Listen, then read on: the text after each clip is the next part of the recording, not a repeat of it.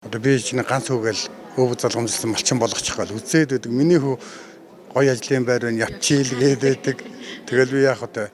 Бас нэг миний өвгдөөс энэ нутагт олон жил амьдарсан миний хүү малчин болохгүй бол энэ нутаг чинь миний одоо надаас ч орц сөрөлдөхгүй болчих. Тийм учраас би бас хүүгэн за миний хүү малаа малчин юм шүү гэж мал тайртай болох талаас нь мэдээлэх юу байгаа даа.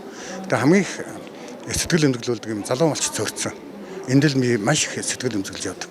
Гэхдээ одоо миний ганц хүү ингээ явчих гээд байгаа чинь босдон ч аргачих юм уу. Тэгэхээр одоо ингэж штэ сайн өвөл ингээд 100 зурхамтай ийм хэцүү үед те цааштай ч одоо байгалийн гамшигтай цаг уурын өөрчлөлтөөс эхлээд борооч их орохоор байна, цасч их орохоор байна. Дээрээс нь малаас гарах түүх хийдийн бүтээгдэхүүний үн бас бага балчид маань өчүүхэн жоох орлого олж идэг. За тэгээ хүн хүчний асуудал гэдэг энэ олон асуудлыг за хоршоо хэлбэрээр шийдэх юм бол таны малыг хариулахад таны одоо малаас гарах бүтээгдэхүүн худалдан борлуулахад орлого олоход одоо шинэ хоршоо хөдөлгөөн нэлийн чухал ач холбогдолтой юм болоо дээрээс нь санхүүгийн батлан дадлыг төр одоо хамгаалж даасан маягтайгаар явж гин тэгээд та сая нэлийн одоо удаан суугаад сэтгэл сонслоо. Энэ хоршоо хөдөлгөөн нэгдэх боломж юу байна уу? Юу гэж харж байна? Боломжтой. Харин ганц бодож байсан юм биелээ болж байгаад маш их баярлж байгаа. Бид нар чинь биш өөр нэгдлийн үе юм шүү дээ.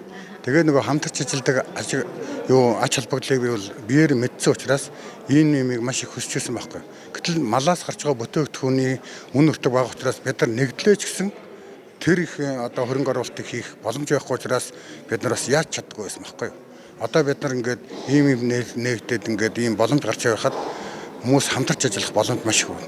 Одоо шил нэг нь тэмээгээ хариулдаг, нэг нь хатууга хардаг, алсаас нь заавал ингээл хончлоод хариулах юм байг гэх тийм ээ.